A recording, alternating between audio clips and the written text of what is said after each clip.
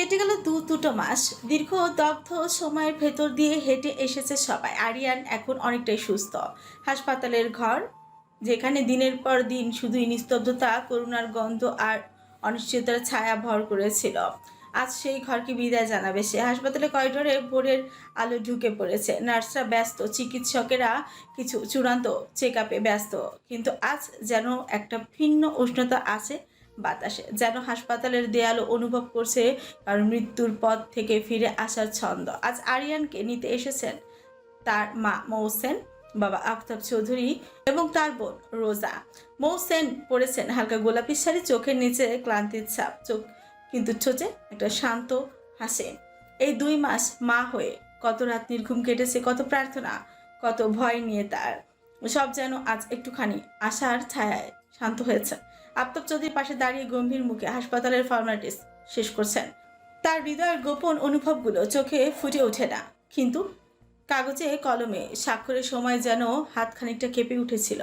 রোজা চুপচাপ দাঁড়িয়ে আছে করিডোরের এক কোনায়, নিজের ফোনে মাঝে মাঝে কিছু করছে, আবার মাঝে মাঝে আরিয়ানের কেবিনের দিকে তাকাচ্ছে। ভাইয়ের জন্য ভেতরে এক অদ্ভুত আবেগ কাজ করলো। রোজা আজ চুপচাপ, আজ সে খুব কম কথা বলছে। আরিয়ান হুইল চেয়ারে বসে আছে, তার দুই পাশে তাদের অফিসের 2জন এমপ্লয়ি। একজনের নাম আরোহী, আরেকজনের নাম আইরাত। দুজনেই আরিয়ানকে ভালোবাসে, তারা দুজনেই একে অপরের প্রতি জেলাস। এই 2 মাস দুজনেই আরিয়ানকে দেখতে 2 বেলা করে হসপিটাল এসেছে, কিন্তু কিন্তু সেদিকে আরিয়ানের কোনো নজর নেই। আরিয়ানের হাতে ফোন, স্ক্রিনে সুমুর ছবি। আরিয়ানের মাথার চুল কিছুটা বড় হয়ে গেছে, চোখে একটু ক্লান্তি থাকলেও মুখে ফিরে এসেছে এক ধরনের প্রশান্তি। গত 2 মাসের ভেতর তার চেহারা এসেছে এক আশ্চর্য পরিবর্তন, যেন কোনো নতুন অভিজ্ঞতা তাকে আরো দৃঢ় করে তুলেছে। কিন্তু সবচেয়ে বড় কথা, আজ হাসপাতাল থেকে মুক্তি পাওয়ার অর্থ সেই পুরনো জগতের মুখোমুখি হওয়া, সেই জগৎ যেখানে সুমু আছে, সেই জগৎ যেখানে সিরাজ খান আছে, যেখানে গোপন ভালোবাসা, রেষারেষি, প্রমাণের লড়াই এবং ভেতরে নীরব কান্না জমে আছে। গাড়ি রেডি, নিরাপত্তার ঘেরা চোপে ঘেরা বাহন। আরিয়ানকে উঠিয়ে দেওয়া হলো গাড়িতে। চোখের সানগ্লাস, মুখে নির্লিপ্ততা, কিন্তু তার ভেতরের কল্পনায় ভেসে উঠেছে সুমুর মুখ। সে বিড়বিড় করে বলল, I am back, baby girls. পেছনের আয়নায় চেয়ে সে হাসপাতালের বিল্ডিংটাকেও বিদায় জানালো। আরিয়ান জানে এই 2 মাস তাকে বদলে দিয়েছে। এখন সে শুধু একজন কোরিয়ান নায়ক নয়, এখন সে একজন হারিয়ে যেতে যেতে ফিরে আসা পুরুষ, আর পুরোপুরি সুস্থ হবার পর তার সঠিক গন্তব্য সোম। নরম রোদ ভেজা একটা সুন্দর দুপুর, জানালার পর্দা হালকা বাতাসে দুলছে, সূর্যের আলো ঠিক সেইখান দিয়েই ঘরে ঢুকে পড়েছে, কিছুটা গালবুলির মতন মিষ্টি আর কিছুটা অলসতার মতন শান্ত। বাইরে পাখিরা ডাকছে চুপচাপ, যেন ঘুম ঘরে গান গাইছে তারা। চায়ের কাপটা টেবিলের উপর রাখা, পাশে একটা খোলা বই, যার পাতায় পাতায় দুপুরে স্বপ্ন লুকিয়ে আছে। সময় যেন থেমে আছে একটু, শুধু হালকা একটা সুর বাজছে মনের মধ্যে, খুব চেনা কারো হালকা হাসি যেন ভেসে আসে দূর থেকে। এমন দুপুরের গল্প জমে, মনের ভেতর ভালোবাসার গুঞ্জন তোলে। কখনো কেউ পাশে বসে হাত ছুঁয়ে বলে, এই দুপুরটা শুধু তোমার জন্য রেখেছে। এই দুপুরটা মেঘে ঠাকা নয়, কাজের চাপে ভারী নয়, এটা শুধু এক টুকরো শান্তি, একটা নিঃশব্দ ভালোবাসার প্রতিচ্ছবি। কিন্তু সোমো একা। সেরাজের অফিসে দুপুরটা যেন একটু বেশি চুপচাপ, ঘর জুড়ে নীরবতা, যেন সেও অপেক্ষায় আছে কারোর জন্য। জানালার পাশে বসে গোলাপি রঙের আনারকলি পরে সোমো, চুল খোলা, হাতের ডায়েরি, এক পাশে পড়ে আছে সেরাজের প্রিয় ঘড়িটা, যেটা আজ ভুলে রেখে গেছে। সোমো ডায়েরির পাতায় লিখে, আজ দুপুরটা একটু বেশি দীর্ঘ মনে হচ্ছে। আপনি আছেন অথচ নেই। আপনার চা বানিয়ে টেবিলে রাখতে গিয়ে মনে পড়ল, আজ তো আপনি ব্যস্ত, অথচ বাড়িতে থাকলে এই সময়টায় আমি আপনার চোখে অন্যরকম কিছু দেখি। ঘুম না হওয়ার কারণে অভিমান দেখি। আজ সেই চোখ নেই, তাই আমার কথাগুলোও চুপচাপ। পাতায় পাতায় শব্দটা যেন দীর্ঘশ্বাস হয়ে পড়ে। সিরাজকে না দেখলে যেসব কথা বলা হয় না, সেই সবই প্রতিদিন কাগজে ছড়িয়ে পড়ে। সুমো আবারও লিখে, আপনি অফিসে মিটিং, ক্লায়েন্ট, কাজের ভারে হয়তো একটু ঘুমাননি, অথচ আমি এখানে বসে শুধু ভাবছি, এখন যদি আপনি বাড়িতে থাকতেন তাহলে কত দুষ্টুমি করতেন। হালকা সুমো হালকা হাসে, তার চোখের কোণে মায়া জমে। ডায়েরি বন্ধ করে ঘড়িটার দিকে তাকায়। সে মনে মনে ভাবে। ঠিক আপনি ফিরুন খান সাহেব, দুপুরটা কেমন যেন অসম্পূর্ণ আপনার ছায়া ছাড়া। তখনই দরজায় নক পড়ে। ঈশিতা ঢুকে আসে রুমের মধ্যে। তার সাথে দুজন সার্ভেন্ট, তাদের হাতে ট্রেতে গরম খাবার। ঈশিতা একটু রাগ দেখিয়ে বলে, কত সুমু, কি হয়েছে তোমার? সকালে ঠিকমতো খেতে চাইলে না, ভাইয়া বকে বকে কিছুটা খাইয়ে দিয়ে গেল, এখন আবার নিচে গেলে না খেতে। কি হয়েছে সুমু? দেখো, তোমার জন্য কাবুলি পোলাও, খাসির কোরমা আর একটু বনালি আর নান এনেছি। আফগানি খাবারের মধ্যে এগুলো তোমার পছন্দ। ভাইয়া অফিস যাওয়ার আগে আমাকে বলে দিয়ে গেছে আজ এসব রান্না করতে। আজ সব তোমার পছন্দের খাবার রান্না করা হয়েছে, কিন্তু তুমি খেতে এলে না। মামুনি বকাবকি করছে, ইদানিং তুমি এমন করছো, কারো সাথে খাও না। রুমে খাবার পাঠায়, সেটা অর্ধেকের বেশি নিচে ফেরত যায়। ভাইয়াকে বলতে চাইলাম, তুমি বললে তাকে যেন কিছু না জানায়, আস্তে আস্তে ঠিক হয়ে যাবে। এগুলো বলতে বলতে ঈশিতা খাবারের ট্রে টেবিলের উপর চোখ দিয়ে ইশারা করে রাখতে বলে। সার্ভেন্ট দুজন খাবারের ট্রে রেখে চলে গেল। সুমু চোখ নামিয়ে ট্রের দিকে তাকায়। এলাচ জাফরানের গন্ধে গচ্চা পড়ে গেছে, কিন্তু হঠাৎ যেন কিছু একটা হলো তার ভেতরে। সে নাক টিপে ধরে বসলো। সে অস্বস্তিতে মুখ ফিরিয়ে পড়ল। না ঈশিতা, খেতে ইচ্ছে করছে না, গন্ধেই বমি আসছে আমার। নিয়ে যাও এইসব।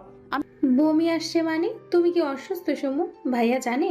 দাঁড়াও, আমি ভাইয়াকে কল করি। সুমু বাধা দিয়ে বলল, ঈশিতা তুমি অসুস্থ হলে আমার আগে তোমার ভাইয়ার চোখে পড়তো। আমি ঠিক আছি ঈশিতা, এসব নর্মাল। নর্মাল যখন, তাহলে খেয়ে নাও। এসো, আজ আমি খাইয়ে দিচ্ছি তোমাকে। সত্যি আমার খেতে ইচ্ছে করছে না ঈশিতা, প্লিজ জোর করো না। গাল ফুলিয়ে বলল। খেতে ইচ্ছে করছে না, নাকি আমার হাতে খেতে চাইছো না? সুমু কপাল কুচকাল। কি বলো তুমি এসব? তোমার হাতে খেতে চাইছি না মানে? আমার এমনি খেতে ইচ্ছে করছে না। ইচ্ছে করছে না বলে শুনবো না, চলো হাঁ করো।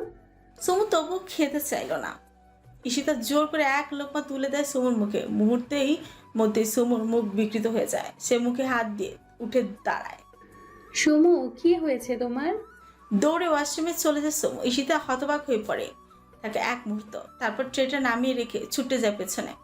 ঈশিতা সুমুকে ডেকে বলে, সুমু, বমি হচ্ছে, তুমি ঠিক আছো তো? ওয়াশরুম ভেতর থেকে পানি পড়ার শব্দ আসে। ঈশিতা দরজার বাইরে দাঁড়িয়ে উদ্বিগ্ন মুখে অপেক্ষা করে। ওয়াশরুমের দরজা খুলে যায় হঠাৎ।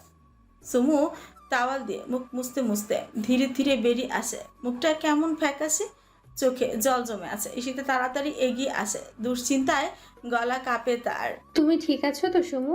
না আমি ভাইয়াকে এক্ষুনি বলবো এইসব? সুমু কিছু না বলে ধীরে ধীরে গিয়ে বেডে উপর হয়ে শুয়ে পড়ে। বালিশে মুখ গুজে থাকে কিছুক্ষণ, তারপর ক্লান্ত কণ্ঠে বলে, ঈশিতা বাসায় আসুক ঈশিতা, আমি নিজে বলবো।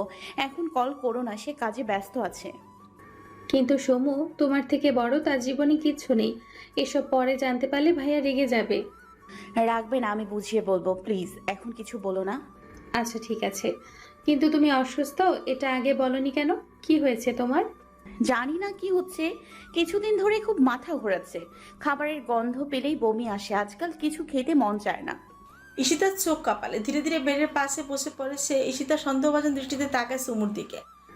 বাই এনি চান্স তুমি কি সুমু চোখ বন্ধ করে, কোনো উত্তর দেয় না সে। ঈশিতা সুমুর মাথায় হাত রাখে, চুলে বিলি কাটে ধীরে ধীরে। কিছুক্ষণ চুপ করে থাকার পর ফিসফিস করে বলল, সমু, আমি যা ভাবছি তা নয় তো?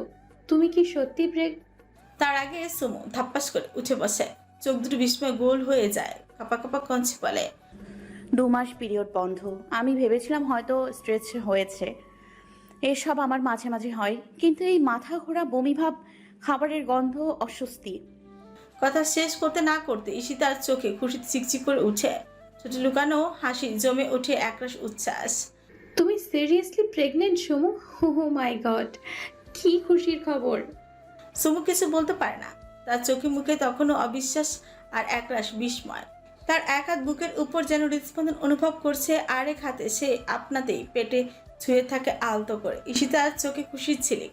সে উঠে দাঁড়িয়ে উচ্ছ্বাস বলে উঠছে, আমি এক্ষুনি গিয়ে সবাইকে বলে আসি, আর ভাইয়াকে একটা কল। তার কথা শেষ হওয়ার আগে সুমু হাত ধরে টেনে বসিয়ে দেয় ঈশিতাকে। না ঈশিতা, আমি আগে টেস্ট করাতে চাই, আমি নিশ্চিত না এখনো। আর তুমি কারো কাছে কিছু বলবে না প্লিজ, এখন কেউ না জানুক, আমি আগে টেস্ট করি। যদি রেজাল্ট পজিটিভ আসে? সুমু চোখে এক চিলতে স্বপ্ন নিয়ে বলে, তাহলে সবার আগে আমি সারপ্রাইজ দিতে চাই খান সাহেবকে। ওনাকে সামনে থেকে আমি এই খবরটা বলতে চাই। তার চোখের সেই অভিব্যক্তি, খবরটা জানার পর তার রিয়াকশন আমি চোখের সামনে থেকে দেখতে চাই। ঈশিতা চুপ করে যায়। কয়েক সেকেন্ডেই তাকিয়ে থাকে সুমুর মুখের দিকে, তারপর ধীরে ধীরে মাথা নাড়ে। ঠিক আছে, কথা দিলাম কাউকে কিচ্ছু বলবো না। কিন্তু সুমু, আমি খুব এক্সাইটেড। আমাদের বাড়িতে নিউ মেম্বার আসবে। সুমু হালকা হাসে, তার চোখে এখন একটা অন্য আলো, একটু ভয়, একটু স্বপ্ন, আর খান সাহেবকে ঘিরে এক গাঢ় প্রেমের অনুভূতি। সুমু একটু চুপ করে থাকে, জানালার দিকে তাকে একটা দীর্ঘশ্বাস ফেলে, তারপর ধীরে ধীরে মুখ ঘুরে ঈশিতার দিকে তাকায়, নরম কঞ্চে বলে, ঈশিতা আমাকে একটা প্রেগন্যান্সি কিট এনে দিতে পারবে? ঈশিতা কয়েক সেকেন্ড চুপ করে থাকে, তারপর হাসে। এমন এক হাসি, তাতে আনন্দের সাথে একটা দায়িত্ব মিশে আছে। ঠিক আছে, আজ বিকেলে এনে দিব। কিন্তু আমার ধারণা যদি সত্যি হয়। সুমু চোখ নামিয়ে ফিসফিসিয়ে বলে, তাহলে আমার জীবনের সবচেয়ে সুন্দর চমকটা আমি আমার খান সাহেবকে নিজে হাতে দিব না। ঈশিতা আলতো হাসে, সে খাবারের ট্রে হাতে নিয়ে বলে, এই অবস্থায় না খেয়ে থাকা যাবে না। তোমার যেহেতু খাবারের গন্ধে এখন বমি পাচ্ছে, তাহলে আমি এখন কিছু একটা বানিয়ে আনি, যেটা তোমার ভালো লাগবে। ঈশিতা চলে যায়। সুমু একা বসে জানলার দিকে তাকিয়ে থাকে, পেছনের আকাশটা ধীরে ধীরে রং বদলাচ্ছে। সুমু মনে হচ্ছে তা ভেতরেও কি যেন বদলে যাচ্ছে। ঠিক তখনই ফোন বেজে ওঠে, স্ক্রিনে ভেসে ওঠে খান সাহেব কলিং। সুমু ছোটে এক টুকরো হাসি ফুটে ওঠে। কল রিসিভ করতে ওপাশ থেকে সেরাজের গম্ভীর কণ্ঠে বলে, খেয়েছো? সুমুর নরম গলায় বলে, মানে কিছুটা খেয়েছি। কিছুটা মানে? সুইটহার্ট, তোমার শরীর ঠিক আছে তো? সুমু দুষ্ট হাসে। সুমু কাছে জানলায় কপাল ঠেকিয়ে চোখ বন্ধ করে ফিসফিস করে বলে, আজ একটু অদ্ভুত লাগছে, শরীরটা হালকা ভার লাগছে আর খাবারের গন্ধ সহ্য হচ্ছে না। সেরাজের কণ্ঠ থেমে যায়। কয়েক সেকেন্ড চুপ থেকে সে বলে, আমি আসছি। সুমু তড়িঘড়ি করে উঠে বসে। না না না না না না, আপনি আসবেন না এখন। আমি ঠিক আছি, ঈশিতা আছে, ও আমার খেয়াল রাখছে।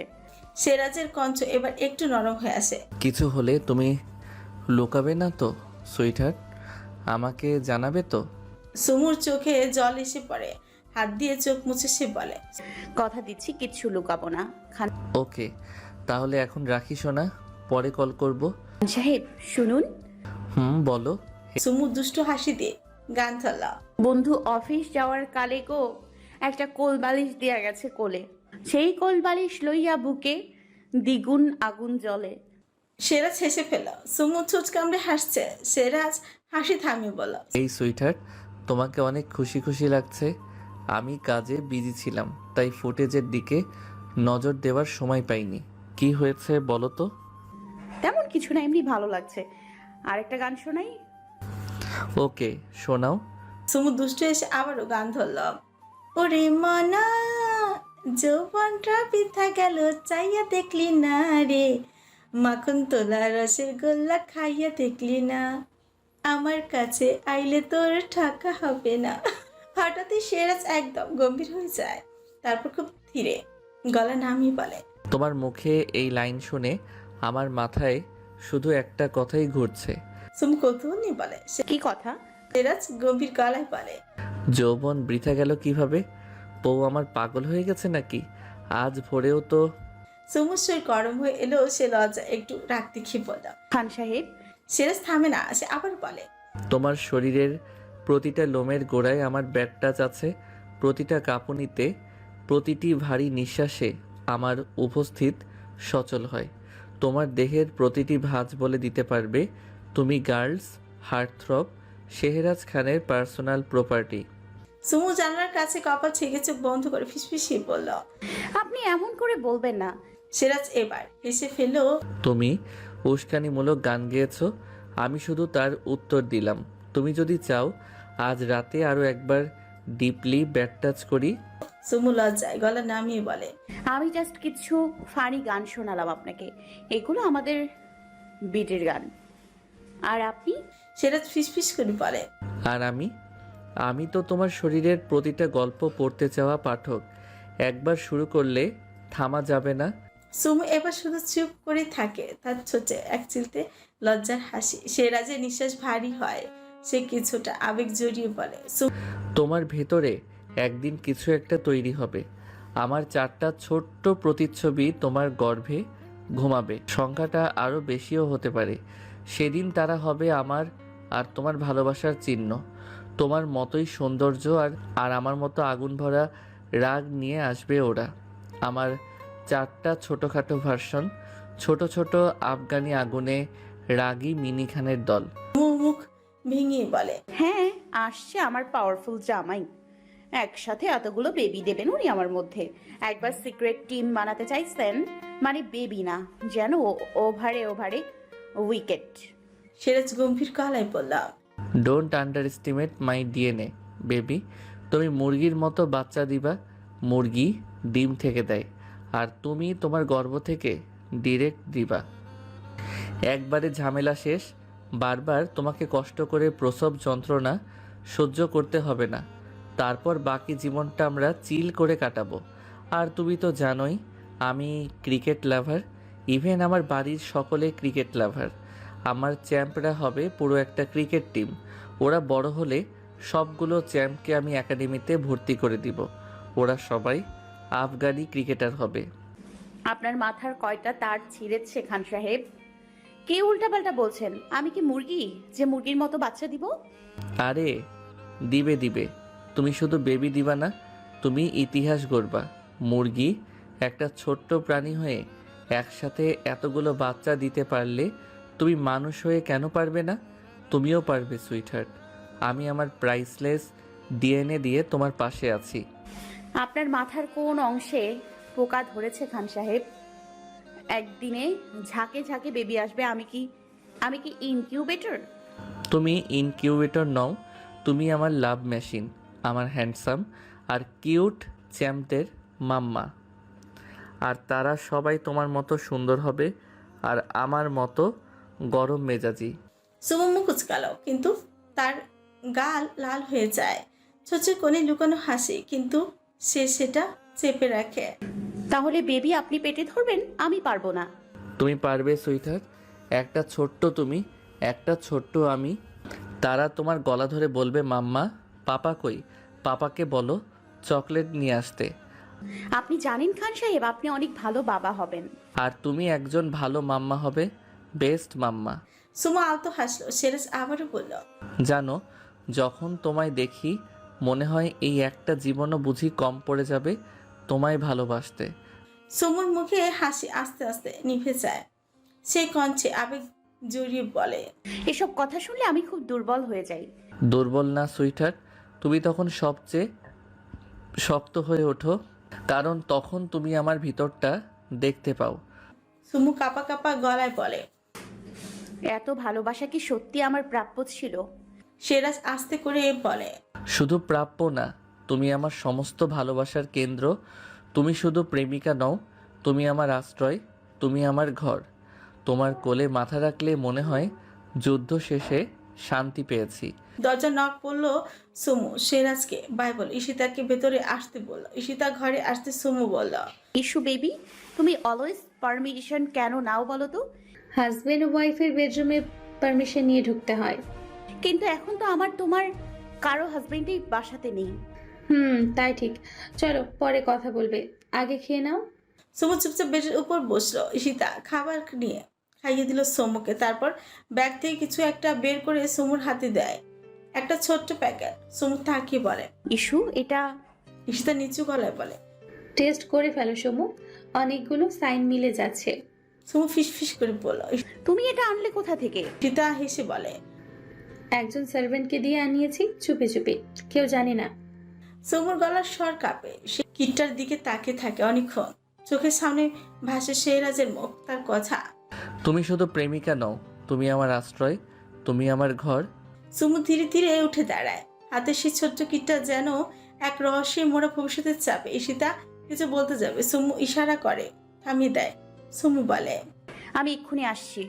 হাত কাঁপছে তার। বুকের ভেতর ধুকপুকানি যেন কানে স্পষ্ট শোনা যাচ্ছে। সুমু ওয়াশরুমে চলে যায়। ওয়াশরুমে ঢুকে আয়নার সামনে দাঁড়ায়। নিজের চোখে তাকায়। সেই চোখে আজ ভয়, কৌতূহল আর এক টুকরো স্বপ্ন। কিটটা খুলে নেয় সে। সময় যেন থমকে যায়। সময় কাটে 1 মিনিট, 2 মিনিট, 3 মিনিট। সুমুর চোখে স্থির হয়ে থাকে কিটটার উপর। ধীরে ধীরে দুটো দাগ স্পষ্ট হয়ে উঠছে। 2 লাল দাগ, পজিটিভ। তার নিঃশ্বাস আটকে আসে, কাঁপা কাঁপা হাতে মুখ চেপে ধরে, চোখ থেকে গড়িয়ে পড়ে অশ্রু। একটা কান্না, যে কান্নার আছে বিস্ময়, ভালোবাসা আর এক অজানা মাতৃত্বের আর্তে। ওয়াশরুমে দরজাটা আস্তে করে খুলে বেরিয়ে আসে সোমো। চোখ দুটো লাল হয়ে গেছে, ঠোঁট কাঁপছে তার। হাতে শক্ত করে ধরা সেই প্রেগন্যান্সি কিট, দুটো দাগ ভেসে আছে। ঈশিতা তখনও বসে আছে বেডের এক কোণে। সে সুমুকে দেখে উঠে দাঁড়ায়। সুমু কিছু না বলে কিটটা এগিয়ে দেয় তার দিকে। ঈশিতা কিটটা দেখে চোখ বড় বড় করে ফেলে। সুমু, সুমু খুব আস্তে বলে, দুটো লাইন ইস্যু, দুটো লাল দাগ। এটা কি সত্যি? আমার বিশ্বাস হচ্ছে না। সুমুর গলা কাঁপে, ঠোঁট লেগে আছে, আদো হাসে, চোখ চিকচিক করছে পানি। ঈশিতা খুশির আবেগে কাঁপতে কাঁপতে বলে, কথা তুমি তুমি মা হচ্ছ? সুমু, তুমি প্রেগনেন্ট? খান সাহেবকে কিভাবে বলবো জানি না। আমার ভেতরে একটা প্রাণ এসেছে ইস্যু। খান সাহেব আর আমার ভালোবাসার প্রতিচ্ছবি। আমার খান সাহেবের রক্ত আমার গর্ভে। গুলো বলতে বলতে সোমো কেঁদে ফেলল। ঈশিতা জড়িয়ে ধরে সোমোকে। তোমরা মা বাবা হতে চলেছে সুমু। ভাইয়া খানবাড়ির প্রাণ, খানবাড়ির বংশধর আসছে। তুমি ভাবতে পারছো না সুমু, এটা সকলে জানতে পারলে ঠিক কি করবে। সুমু ঈশিতার কাছে মাথা রেখে কাঁদছে। সে কান্না গিলে বলল, খান সাহেবকে কিভাবে বলবো আমি জানি না। উনি শুনলে কি করবে আমি জানি না। উনি শুনলে খুশিতে পাগল হয়ে যাবে। ঈশিতা চোখ মুছে নিয়ে হঠাৎ চিৎকার করে বলে, সুমু, এটা তো সেলিব্রেট করার মতোই খবর। আমি এক্ষুনি আসছি। কথাটা বলেই সে দৌড়ে রুম থেকে বেরিয়ে যায়। সুমু হতবাক হয়ে বলে। ইস্যু কোথায় যাচ্ছ? ঈশিতা দরজার কাছে দাঁড়িয়ে বলে, মিষ্টি আনতে। খান বংশের মেজো খান সাহেবা মা হবে, আর এই খবরে মিষ্টি না খেয়ে থাকা যায় বলো? সুমু হেসে ফেলে, চোখে জল গড়িয়ে পড়ে। এই কান্না আর হাসির মিশ্রণে সে যেন নিজেকেও চিনতে পারছে না। সুমু বেডসেট টেবিলের উপর রাখা তার আর সেরাজের ছবিটার দিকে তাকে হেসে ফেলল। বিকেলে নরম রোদ আর হালকা বাতাসে ফারিয়া ছাদে দাঁড়িয়ে চুল শুকাচ্ছে, ওনাটা উঠছে বাতাসে। ঠিক তখনই পেছন থেকে আস্তে আস্তে উঠে আসে শাহরুখ। শাহরুখ দোলনার উপর বসে পড়ল। এই ফারু, এইটা কি তোর স্টাইল? চুল শুকাতে এসেছিস নাকি নায়িকা সাজতে? শুনলাম আজ কলেজ যাসনি। ফারিয়া চোখ নাক ঘুরিয়েই বলল, শাহরুখ তোমার মতন আনস্মার্ট মানুষের কাছে সবকিছুই স্টাইল মনে হয়। যত সব। ঠোঁট টিপে হাসে, বলে, আজকে বেশ তেজি মুড়ে আছিস দেখছি। হ্যাঁ রে, ইনস্টাগ্রামে ওই ছেলের পোস্টে লাভ রিয়েক্ট দিয়েছিস কেন? ফারিয়া এবার ঘাড় ঘুরিয়ে দুই হাত কোমরে রেখে বলে, কোন ছেলের পোস্ট? তুমি আবার আমার ইনস্টাগ্রাম ঘাটো কবে থেকে? শাহরুখ গলা নামিয়ে বলে, আমি কিছু ঘাটি না, তোর উল্টাপাল্টা কর্ম আমার সামনে গিয়ে ঘোরে। এখন বল, ওই ছেলেকে চিনিস?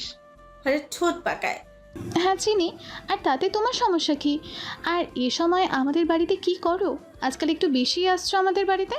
ব্যাপারটা কি তোমার? ভালোবেসে ফেলেছো নাকি আমাকে? শাহরুখ এক পা এগিয়ে আসে, ভালোবাসবো আর তোকে? How funny. আর শোন, সমস্যা আমার না। কেন? আমাকে কি ভালোবাসা? হঠাৎই নিচ থেকে পিয়াসে ডাক ভেসে আসলো। শাহরুখ চলে যাবো যেন পা পাড়ায়। ফারিয়া এগিয়ে এসে বলে, আরে আরে, আমার সঙ্গে একটু সময় কাটাও। শাহরুখ হাসে। সে পিয়াসে ডাকে সাড়া দিয়ে বলে, কিছু কাজ আছে, পরে আসবো। শাহরুখ ছাদ ত্যাগ করে। ফারিয়া ছাদের শেষ প্রান্তে এসে তাকিয়ে থাকে শাহরুখের যাওয়ার পানে। অফিসের কেবিনের রুমে বসে আছে শেহরাজ। চারিদিকে সাদা দেয়াল আর বড় একটা ডেস্ক, যেখানে ল্যাপটপ আর কিছু ফাইল পড়ে আছে। শেহরাজ তার কাজের মাঝে ফোনের কথা বলা আয়ুব আর রাহিনের কেবিনের সিসিটিভির মনিটর দেখতে দেখতে ফ্রিকুচ গেল। মনিটর দেখা যাচ্ছে আয়ুব আর রাহিন ফোনে কথা বলছে। শেহরাজ স্যান্ডিকে কল করলো। স্যান্ডি কল রিসিভ করতে শেহরাজ গভীর গলায় পড়ল। কেবিনে আসো। কল রেখে দিল শেহরাজ। স্যান্ডি ক্যাবিনে এলো। শেহরাজ গম্ভীর গলা সিসিটিভির ফুটেজের দিকে আঙুল তাক করে বলো, আজকে ওই দুইটাকে অফিস থেকে না বের করলে তোমার চাকরি আমি খেয়ে নিব। সেই সাথে অভিশাপ দিলাম, তোমার কোনোদিনও বিয়ে হবে না। স্যান্ডি অবাক চোখে বলল, চাকরি খেয়ে নেবেন আর আমার বিয়ে হবে না? একসাথে হুমকি আর অভিশাপ দিলেন স্যার। দুটো একটু আলাদা আলাদা দিন স্যার। একসাথে দুটো হজম হচ্ছে না। এমনিতেও তোমার কপালে মেয়ে জুটবে না সান। আমি জানি তোমার ইঞ্জিনে সমস্যা আছে। স্যান্ডি ফ্রিকুচকে কাজ উঁচিয়ে বলল, স্যার ইঞ্জিন? আমি গাড়ি নাকি? শেহরাজ ঠান্ডা কলার চেয়ারে হেলে উত্তর দিল, গাড়ি না হও, গাড়ি চালানোর যোগ্যও তো নেই। স্টার্ট দিলে তো শুধু ঘর ঘর শব্দ করে, চলে না। স্যান্ডি থতমত খেয়ে গেল। গলার স্বর নামে কাঁচুমাচু হয়ে বলল, স্যার একটু বেশি ইঙ্গিতপূর্ণ হলো না? আমিও একদিন বিয়ে করব। সেরাজ হাসলো না, বরং ঠান্ডা গলায় বলল, সত্যি কথা, তেতো লাগে সান। ইঞ্জিনে তেল থাকলে তবেই না বিয়ের পথে রওনা হওয়া যায়। স্যান্ডি চুপ করে দাঁড়িয়ে থাকলো, মাথা নিচু করে, তারপর মুখ তুলে বলল, আমি এখনই আয়ুব স্যার আর রাহিন স্যারকে বের করে দিচ্ছি স্যার। শুধু একটা কথা, বলো। আমার ইঞ্জিনের সমস্যা নেই স্যার, তেলও ফুল আছে, শুধু গ্যারেজটাই খালি। গ্যারেজ খালি থাকলেও ইঞ্জিন যদি অকেজো হয় তাহলে গাড়ি চলে না, আর নষ্ট গাড়িতে কেউ ওঠে না সান। স্যার, সব গাড়ি তো ফার্স্ট হ্যান্ড হয় না, কিন্তু আমার গাড়ি যে পাবে সে কিন্তু ফার্স্ট হ্যান্ড গাড়ি পাবে। সেরাজ কিছু বলল না। স্যান্ডি আবারও বলল, স্যার, ওরা তো ফোনে প্রেম করে আর আমি ভুগি কেন? তুমি সব কিছুর দেখাশোনা করো, মানে ক্যাপ্টেন। জাহাজ যদি ডুবে দায় তো তোমারই হবে। এখন যেটা বলেছি করো। স্যান্ডি চলে গেল। 5 মিনিট পরে ফিরে এসে বলল, স্যার, রাহিন স্যার আর আয়ুব স্যারের ফোন নিয়ে এসেছি, আপনার কাছে জমা দিলাম। ভালো করেছো। আজ তো নতুন এমপ্লয়ি আসার কথা ছিল, তাই না? হ্যাঁ স্যার। এখনো এসে পৌঁছায়নি নাকি? না স্যার। ওকে, আসলে আমার কেবিনে পাঠিয়ে দিও। Okay sir. চলে গেল। সেরাজ আবারও নিজের কাছে মন দিল। শাহবাজ কেবিনে দরজা ঠেলে ঢুকলো, হাতে একটা ফাইল। এসকে, একটু সময় হবে? একটা জরুরি ব্যাপার নিয়ে কথা বলবো। সেরাজ কম্পিউটারের দিকে তাকিয়ে বলল, বলো। শাহবাজ ফাইলটা টেবিলের উপর রেখে বলল, এই রিপোর্টটা পড়বি। কিছু ক্লায়েন্টের ব্যাপারে তথ্য আছে যাদের সাথে আমাদের ভবিষ্যৎ প্রজেক্টে চুক্তি হতে পারে। সেরাজ ফাইলটা হাতে নিয়ে খুঁটি খুঁটি দেখলো। ঠিক আছে, তুই আপডেট বল। আমাদের প্রতিদ্বন্দ্বীরা কয়েকটা নতুন টেকনোলজি নিয়ে কাজ শুরু করেছে। আমরা ওদের থেকে পিছিয়ে পড়লে বিপদ। সেরাজ গম্ভীর হয়ে বলল, ঠিক বলেছিস, আমাদেরও আপডেট নিতে হবে, পরিকল্পনা করতে হবে দ্রুত। আমি কিছু প্রস্তাব নিয়ে এসেছি, আলোচনা করলে সিদ্ধান্ত নিতে সুবিধা হবে। ওকে, কাল মিটিং ডাক, দেন এসব বিষয়ে আলোচনা করব। ওকে। শাহবাজ কেবিন থেকে ফাইলটা হাতে দেখতে দেখতে বেরিয়ে আসছিল। চোখে ফাইলের পৃষ্ঠায় থাকায় সামনে নজর না দিয়ে হাঁটছিল। হঠাৎ করে সামনে থেকে দ্রুত হেঁটে আসা একজনের মেয়ের সঙ্গে তার ধাক্কা লাগলো। শাহবাজের হাত থেকে ফাইল পড়ে গেল। মেয়ে পড়ে গিয়ে চোখ কুচকে বলল, আপনি কি চোখে দেখেন না নাকি? হুম, ফাইল নিয়ে মডেলদের মতো হাঁটছেন কেন?